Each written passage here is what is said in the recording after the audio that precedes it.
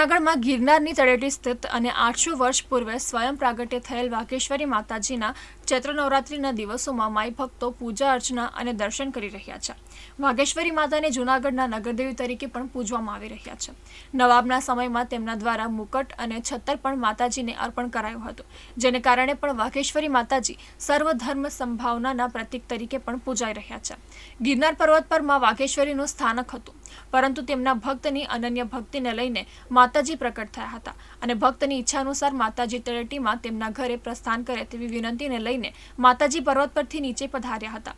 પરંતુ માતાજીએ આપેલું વચન માઈ ભક્ત દ્વારા પૂર્ણ ન થતા જે જગ્યા પર આજે વાઘેશ્વરી માતાજીનું મંદિર છે ત્યાં માતાજી સ્થિર થયા અને આજથી 800 વર્ષ પૂર્વે અહીં જ જૂનાગઢના નગરદેવી તરીકે વાઘેશ્વરી માતાજી માઈ ભક્તોને તમામ મનોકામના પૂર્ણ કરે છે.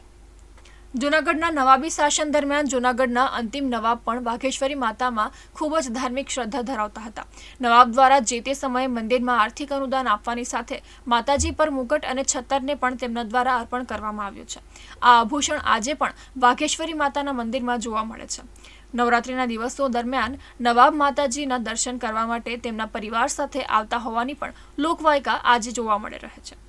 તો બીજી તરફ જૂનાગઢના સોલંકી અને રામ નવઘણ વંશના શાસન દરમિયાન પણ તેમનો પરિવાર માતા વાઘેશ્વરીના દર્શન કરવા માટે અચૂકપણે આવતો હતો. ત્યારે હાલમાં ચૈત્ર નવરાત્રી ડામરિયા નગરદેવી માતા વાઘેશ્વરીના દર્શન અર્થે ભક્તો ઉમટી રહ્યા છે અને માતાજીના દર્શન કરીને ધન્યતાનો અનુભવ કરી રહ્યા છે.